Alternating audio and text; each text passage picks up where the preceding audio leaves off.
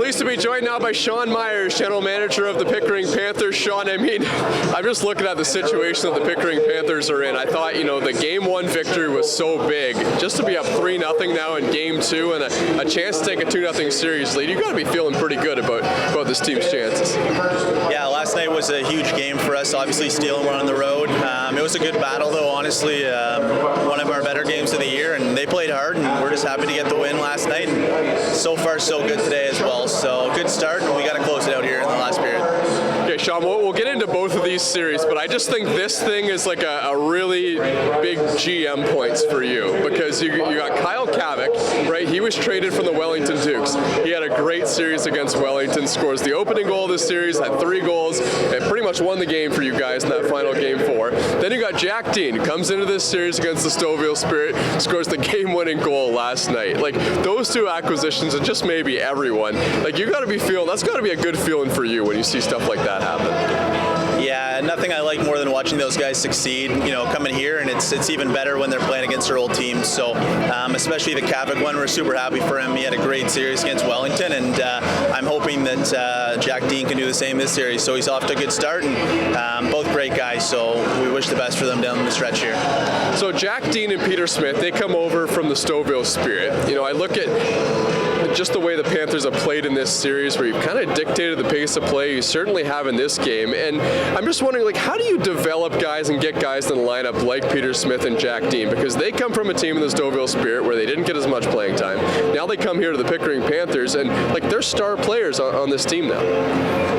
Yeah, we've had to get super creative this year in adding players and really building out this lineup, and credit to the scouts and coaching staff and everyone that's watched tons of film, been to tons of games, and kind of evaluating where these guys could fit, and it's all worked out well so far. The guys are playing great, and they've really all bought in as a group. I couldn't honestly ask for a better group of guys that are really playing for each other every night.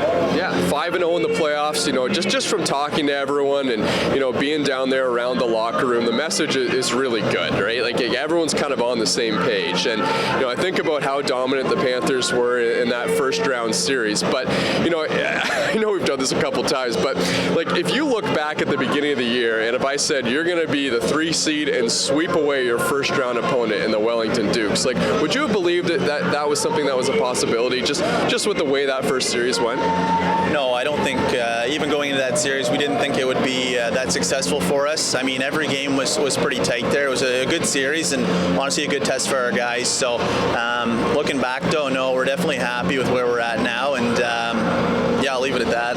Yeah, fantastic. In a sweep, I always wonder, like, what was kind of the turning point in that series? Like, I would have said maybe Kyle Kavik just getting it started right away for you guys, getting on the score sheet. You guys went down a lot, though, in the game, and it kind of showed the resilience. But was there kind of a turning point for you in that series against the Wellington Dukes where, you guys started to feel really comfortable? I don't know if there's necessarily a turning point, but anytime you can win a series, win a game on the road, I think that's important. So once we won in Wellington, and they got a tough crowd there, they got a lot of local support. So to go into their rink and win was huge, and we just like to carry that momentum into every series. So that would kind of be probably my spot in that series that stood out. So you talk about the support, right? Like, Wellington's such a good hockey town. You see so many fans come to the game. I know that's kind of a dream for a scenario here in Pickering. And I look around tonight, I mean, me and Donal, we're walking down. It's packed on our way down to the concession stands. Like, that's got to be cool for you, just seeing so many people,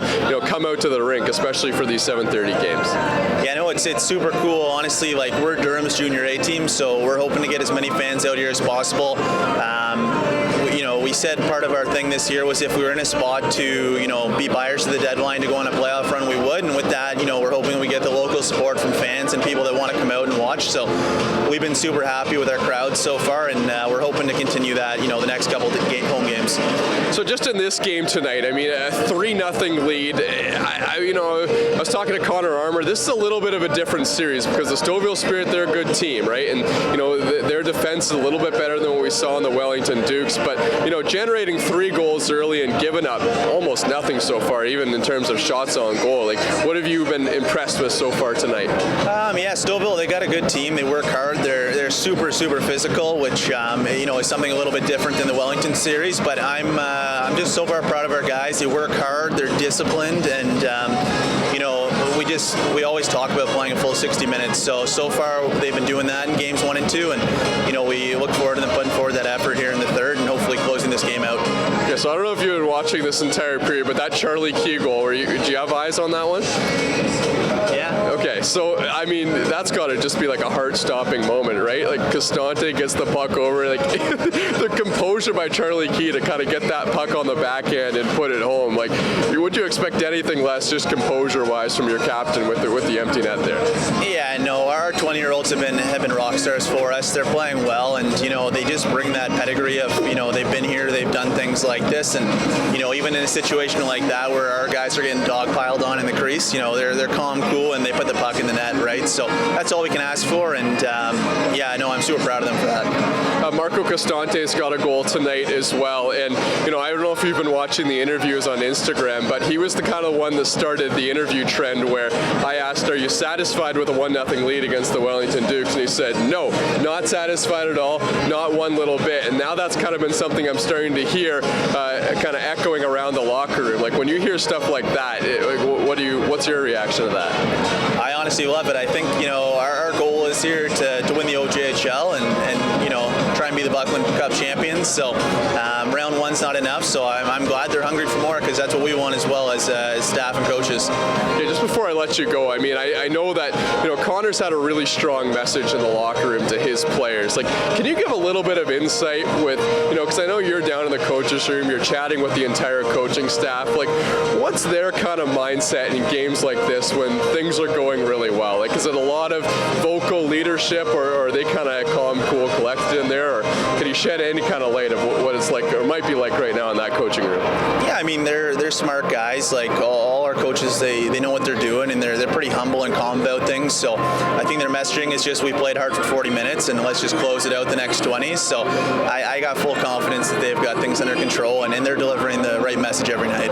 Okay, I just got to ask as well, I know we got Matthew All tomorrow, Alexander Pappas-Paropoulos, Andrew Ballantyne. I think you were just a scout on the Pickering Panthers when we ended up winning a championship back in 2022. Now you've become the GM. Just to kind of see championship caliber players like that and kind of bring some of that atmosphere back to the recreation complex. I know seeing them, that was something that was really exciting. That's got to be cool just to kind of see those players come back, and I know it's great to have them in the house tonight as well. Yeah, no, that part of Panthers history is so important, right? That run you guys went on, and winning a Buckland Cup is so important. So we just wanted to, get those guys out here to drop the puck and kind of celebrate them a little bit once again. And we're hoping that in a few years we have a couple players like that are Buckland Cup champions back here to drop the puck. So yeah, super happy that they could come out, and really glad we could have them. All right, Sean, thanks for this. Always great to chat with you. Awesome. Thanks, Thomas.